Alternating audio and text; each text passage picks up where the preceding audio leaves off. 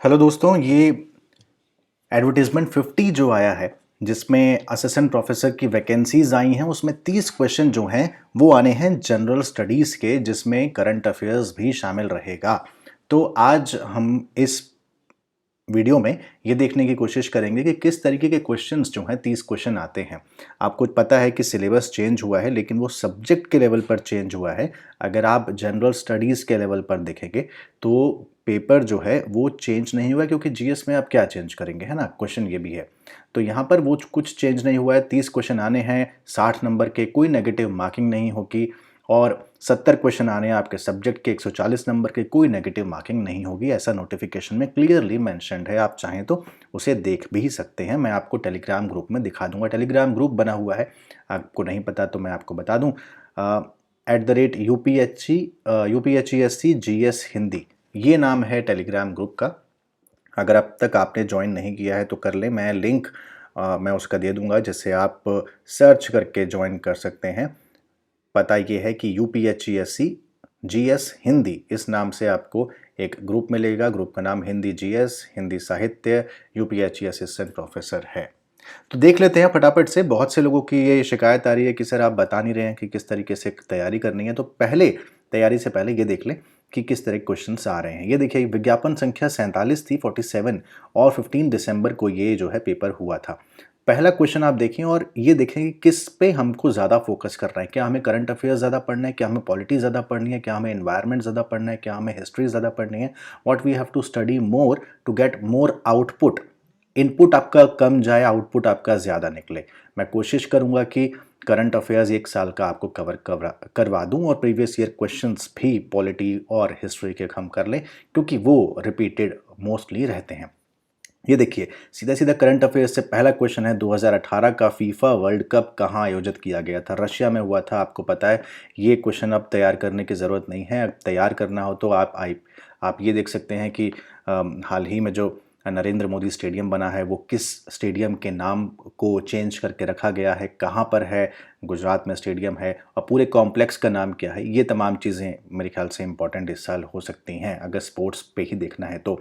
या फिर अभी जो रोड सेफ्टी वर्ल्ड सीरीज़ हुई है, उसमें इंडिया ने किसको हराया है, किसने सबसे ज़्यादा रन बनाए थे, वगैरह वगैरह। या इंडिया इंग्लैंड सीरीज़ के बारे में आप देख सकते हैं, है ना। या फिर टेनिस पे आप देख सकते हैं, वो मैं कुछ कवर आपको करवाऊंगा। जल्दी से क्वेश्चन नंबर 2 देख लेते हैं। 2018 कर्नाटक में कितनी विधानसभा सीटों का चुनाव हुआ था। इससे आपको अंदाज़ा क्या लग रहा है कि इस साल भी कुछ चुनाव, पिछले साल भी कुछ चुनाव हुए थे, और इस साल भी बंगाल का चुनाव है ना, और बाकी जगहों पर चुनाव है, या फिर बिहार का जो चुनाव हुआ था। तो यानी हमको ये चीज़ें ध्यान में रखनी है कि इस तरीके के करंट अफेयर्स आते हैं। अगला question, population division of United Nations, what was the population of India in May 2018। 2018 में भारत की जनसंख्या कितनी थी। इस समय इसका कोई मतलब है नहीं क्वेश्चन का, क्योंकि कुछ करंट में ऐसा आया नहीं है इस साल। 2017 में who has been declare the times person of the year, तो द साइलेंस ब्रेकर्स नाम की एक संस्था है जो महिलाओं के लिए काम करती है।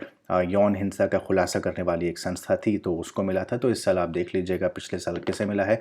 हालांकि चूंकि डोनाल्ड ट्रंप, एंजेला मर्कल, ये सब कुछ है, तो आपको चुनाव अगर देखना है तो आप अमेरिका का चुनाव भी ज़रूर देखें, कहाँ पर कैसे क्या क्या हुआ था। अगला क्वेश्चन देख लेते हैं। ये तो पेज नंबर 15 आ गया। हम लोग थे रुकिए रुकिए रुकिए, हाँ, 5।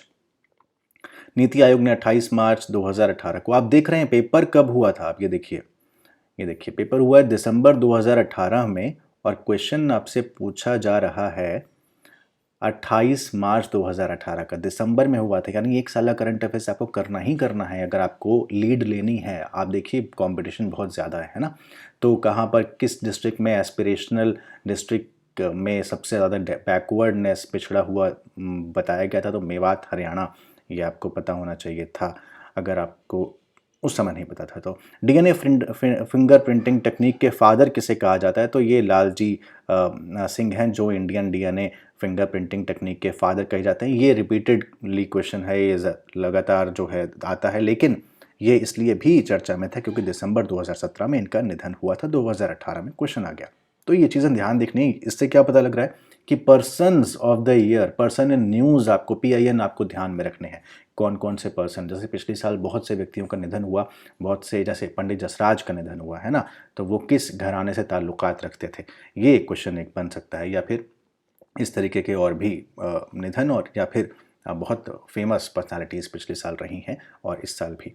अगला क्वेश्चन, निम्नलिखित में से कौन शिक्षण का स्तर नहीं है? चूंकि शिक्षा का पेपर है तो जाहिर सी बात है कुछ क्वेश्चंस तो उससे रहेंगे ही रहेंगे। तो विभेदीकरण स्तर यानी डिफरेंशियल लेवल।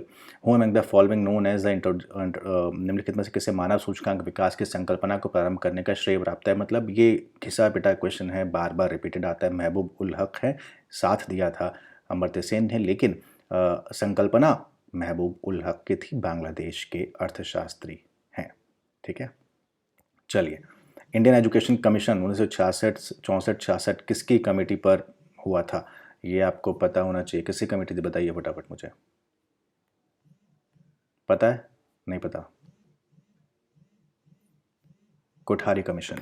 ठीक, तो कोठारी कमीशन ये था, तो आपको ये पता होना चाहिए। और अभी भी मुझे लगता है ये क्वेश्चन आ सकता है कोठारी कमीशन के बारे में कि कोठारी कमीशन, दौलत सिंह कोठारी उसके अध्यक्ष थे। भारतीय शिक्षा, पहला शिक्षा आयोग बना था। चूंकि इस साल शिक्षा नीति आई है, तो आप ये मान कर चलें कि पिछले साल शिक्षा नीति जो पार्लियामेंट में टेबल्ड हुई थी, जिस पर इतना कुछ लोगों ने विवाद भी किया और एक्सेप्टेंस भी बहुत ज़्यादा हुई, तो उससे क्वेश्चन आना ही लाजमी है कि उसमें क्या क्या उसके नियम हैं, क्या क्या बदलाव इस न्यू एजुकेशन पॉलिसी NEP में हुआ है ना। ये मैं आपको आगे के वीडियोस में बताऊंगा। पैराडाइम, शोध में चिंतन फलक, पैराडाइम शब्द का प्रयोग, ये सारे क्वेश्चंस आप नेट वाली किताब से कर सकते हैं। समझ रहे हैं? 3 या 4 क्वेश्चन जैसे आएंगे जो हाइपोथेसिस, पैराडाइम शिफ्टिंग और साइंटिफिक रिसर्च से रिलेटेड होंगे, तो ये आप कर सकते हैं। जैसे शोध के दौरान ऐसी परिकल्पना का चयन बेहतर है जो कैसी रहे, फिक्स रहे, निश्चित हो, सर्वमान्य हो, जांची हो, अंतरिम हो।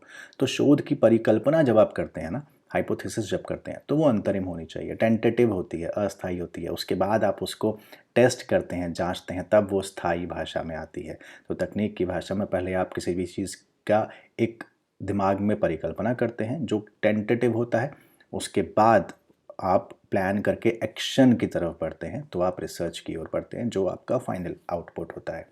इन which year was the university grant commission establish? कब हुई थी भैया स्थापना? 1956 में हुई थी, सब जानते हैं। ये क्वेश्चन भी आ सकता है फिर से। रोबोट सोफिया उस साल चर्चा में था, 2017 में देखिए चर्चा में था। सऊदी अरब की पहली रोबोट थी जिसे नागरिकता प्रदान की गई थी, ये मुझे याद है अभी तक। Western Ghat ecology expert panel, Madhav Gadgil, घिसा पिटा क्वेश्चन, वही वाला बार बार जो क्वेश्चन रिपीट होता है। अब चलते हैं क्वेश्चन नंबर 15 पर। पेजेस ऊपर नीचे है मेरे, अरे बाबा कहाँ है 15 नंबर, ये रहा। विच प्रिंसिपल स्टेट वॉज, ये देखिए, ब्रिटानी शासकों द्वारा किस रियासत को विलय सिद्धांत के तहत लिया गया था? आप जानते हैं ना, सतना, झांसी, ग्वालियर, ये हड़प की नीति डलहौजी की, आपको याद है? ये बिल्कुल वही वाली नीति में 2 क्वेश्चन आ गए। यानी आपको फ्रीडम स्ट्रगल, स्वतंत्रता संघर्ष वाले चैप्टर्स जो हैं ध्यान से देखने होंगे, वो आप कहीं से भी कर सकते हैं, मैं आपको बता दूंगा आगे। आज हम केवल ये देख रहे हैं कि क्या कहाँ कहाँ पर हमें ध्यान देना है। 7th प्लैनेट फ्रॉम द सन, सूर्य से 7वां प्लैनेट कौन सा है? यूरेनस है ना। सूर्य से बढ़ती हुई दूरी आप देखें, पहले बुध आएगा, शुक्र आएगा, पृथ्वी, मंगल, बृहस्पति, शनि, यूरेनस, नेपच्यून। और अंतिम के 2 कई लोग बोलते हैं, हमें याद करने में दिक्कत होती है कि नेपच्यून पहले आएगा, यूरेनस पहले आएगा। तो UN याद रखिएगा, यूनाइटेड नेशंस, UN, यू यानी यूरेनस पहले, नेपच्यून बाद में। और प्लूटो को बाद में पहले हटाया गया, फिर लाया गया, फिर हटाया गया, ये प्लूटो के साथ चलता रहता है। ठीक है। राइट टू प्रॉपर्टी क्या है भाई? कॉन्स्टिट्यूशनल राइट है या सोशल राइट है या लीगल राइट है, क्या है? तो देखिए, कायदे से ये है आपका कॉन्स्टिट्यूशनल राइट। क्यों है? क्योंकि संविधान में दिया गया है। संविधान के अनुच्छेद 300A में इस अधिकार के बारे में 12 भाग में ये अनुच्छेद 300A में व्यवस्था की गई है कि व्यक्ति को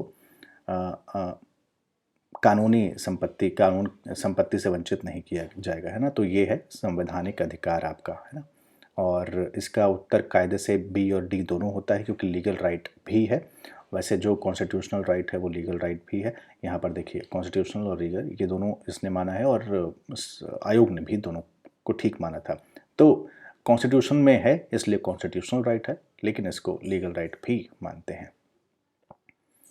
who appoint the chief election commissioner of India, कौन अपॉइंट करता है भाई, प्रेसिडेंट अपॉइंट करते हैं, है ना। ये पूरी एक मैं आपको एक लिस्ट दे दूंगा कौन कौन किस किस की अपॉइंटमेंट करता है ना। चलिए, ये भी क्वेश्चन क्यों पूछा गया था, 2 दिसंबर 2018, हालांकि दिसंबर में पेपर हुआ है तो हम कह नहीं सकते हैं, लेकिन हाँ उस दिनों चर्चा में था। तो चर्चा में जो है पर्सन इन न्यूज़ वो रहेगा, आपको करना है। 2018-11 की सेंसस, इस बार की सेंसस भी होने जा रही है 2021 में, कैसे होगी कोविड की वजह से ये देखना है, लेकिन सेंसस जो है चर्चा में है, और उसके साथ ही चर्चा में NPR नेशनल पॉपुलेशन रजिस्टर भी है। तो ये ध्यान रखिए, क्वेश्चन आ सकता है दोनों से। तो उत्तर प्रदेश में किस जनपद में महिला साक्षरता दर सर्वाधिक है, कानपुर में, याद रखिएगा। 20 क्वेश्चन हो गए, अब बढ़ते हैं क्वेश्चन नंबर 21 की तरफ। कहाँ हो बाबा, 21 ये रे। निम्नलिखित राज्यों में कौन पवन ऊर्जा के उत्पादन में देश का अधिकतम योगदान करता है, कौन करता है, तमिलनाडु, जहाँ पर हवा ज़्यादा चलेगी वहाँ पर होगा। सौर ऊर्जा अगर होता तो आप यहाँ पर लगा सकते थे, पश्चिम के जैसे गुजरात हो गया, या फिर बदलती रहती है अवस्थिति, है ना। तो जैसे गुजरात राजस्थान में ज़्यादा रहता है सौर ऊर्जा का, और पवन ऊर्जा का तमिलनाडु में ज़्यादा रहता है। तो यहाँ पर 12 दिसंबर 2019 की स्थिति के अनुसार तमिलनाडु जो है अभी तक सर्वाधिक है। तो एक बार ये हमको देखना पड़ेगा, ये डेटा जो है चेंज होते रहते हैं। राज्यों में किसमें वनों के अंतर्गत सर्वाधिक क्षेत्रफल पाया जाता है, क्षेत्रफल की बात हो रही है, मध्य प्रदेश है, याद रखिएगा। मध्य प्रदेश के बाद अरुणाचल, छत्तीसगढ़, उड़ीसा, महाराष्ट्र। मध्य प्रदेश 2019 में भारत की वन स्थिति रिपोर्ट आई है, क्वेश्चन आ सकता है, ध्यान रखिएगा। मध्य प्रदेश में सर्वाधिक वनावरण है, उसके बाद अरुणाचल, छत्तीसगढ़, उड़ीसा, ठीक है ना, और महाराष्ट्र। तो MCOM model code of conduct आपको याद होगा, M, है ना। तो हालांकि ये COM जो है, सॉरी आप इसको छोड़ दीजिए मॉडल कोड ऑफ कंडक्ट को, ये मेरे कुछ वो रहते हैं, निमोनिक्स रहते हैं, यानी शॉर्ट फॉर्म रहती है याद करने की। जैसे महाराष्ट्र है, अरुणाचल है, छत्तीसगढ़ है, तो कोई मछली करके याद कर लेता है कि भाई म से सबसे पहले मध्य प्रदेश, फिर अरुणाचल प्रदेश, फिर छ से छत्तीसगढ़। तो आप इसको आप जैसे याद कर सकेंगे, लेकिन याद रखिएगा मध्य प्रदेश, अरुणाचल, छत्तीसगढ़, ठीक है। अगला, इंडस नदी कहाँ से नहीं बहती पाकिस्तान में, यानी पाकिस्तान निम्नलिखित में से सहायक नदियों में कौन पाकिस्तान से सिंध की सहायक नदी नहीं है, जो पाकिस्तान से होकर नहीं बहती। तो ब्यास जो है नहीं बहती, क्योंकि हिमाचल प्रदेश के रोहतांग दर्रे से उद्गम होता है ब्यास नदी का, तो जाहिर है कि वो पाकिस्तान से होकर नहीं बहती, कुल्लू घाटी से बहती हुई दक्षिण की ओर बहती है, और पंजाब की सीमा से ये सतलज में मिल जाती है, ठीक है। Largest producer of iron ore, लौह अयस्क का सबसे बड़ा उत्पादक राज्य कौन सा है, तो उड़ीसा है, याद रखिएगा। यहाँ पर हमेशा उड़ीसा, झारखंड, छत्तीसगढ़ में अयस्कों के मिनरल्स की जब बात करते हैं, माइन एंड मिनरल्स की, तो इनमें कंपटीशन रहता है। तो ज़्यादातर उड़ीसा या झारखंड रहता है, तो उड़ीसा याद रखिएगा। आयरन ओर के मामले में उड़ीसा है फिलहाल। Which of the following cities is not situated in the river bank of Ganges, यानी गंगा के दाहिने तट से, ये बहुत पुराना क्वेश्चन है, हमेशा आता है। तो निम्नलिखित नगरों में से कौन गंगा के दाहिने तट पर स्थित नहीं है, पटना है। आप गंगा का, मेरे पास मैप इस टाइम नहीं है, आप कहें तो मैं आपके लिए खोजूं, चलिए बाद में देखते हैं। पटना, हरिद्वार, वाराणसी, कानपुर। अगर वाराणसी को आप देखेंगे तो वो उत्तर वाहिनी वहाँ ना, बनारस में गंगा उत्तर वाहिनी है, बाएं तट पर है वहाँ पर। मैं आपको, रुकिए मैप सर्च करके आपको मैं दिखाता हूँ। cities located on the bank of Ganga, images,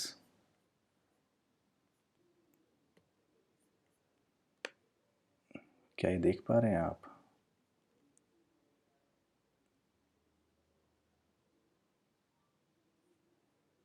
नहीं, रुकिए,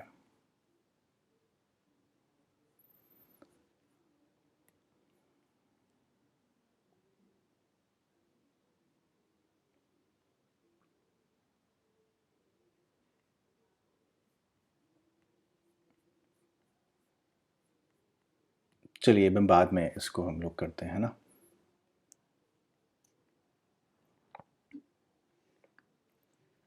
दाहिने तट पर स्थित नहीं है, इसका आप एक बार आप भी इसका उत्तर देखिएगा, है ना। पटना है या फिर बनारस होगा, क्या इसका उत्तर होना चाहिए। हु गेव द वेदों की ओर लौटो, किसने दिया था भाई नारा, बताएं। दयानंद सरस्वती, है ना। वेदों की ओर लौटने की बात उन्होंने कही थी, दयानंद सरस्वती ने, देश वेदों की ओर वापस लौटो।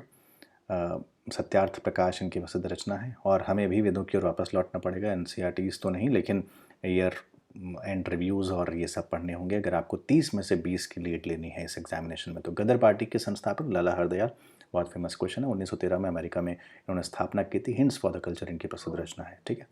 सिद्धू कानू, संथाल रिव्यू, संथाल विद्रोह, इनका सबसे प्रसिद्ध वो है। ये भी पुराना क्वेश्चन है, हमेशा आता है। ये सब आसान क्वेश्चन है, यहाँ पर आपका एक भी क्वेश्चन गलत नहीं होना चाहिए। Ghadar party, Sidhu Kanhu, parliament of India में क्या क्या आता है, राष्ट्रपति, लोकसभा, राज्यसभा तीनों आते हैं, है ना। उपराष्ट्रपति के इलेक्शन से कौन सा संबंधित है, तो अनुच्छेद 66 एक ये संबंधित है, अनुच्छेद 66, है ना। ये गलत नहीं होना चाहिए आपके। The number of member in Lok Sabha elected state से कितने हैं, तो 500। ये आपके ये ऐसे हैं ना जो गलत नहीं होने चाहिए क्वेश्चंस।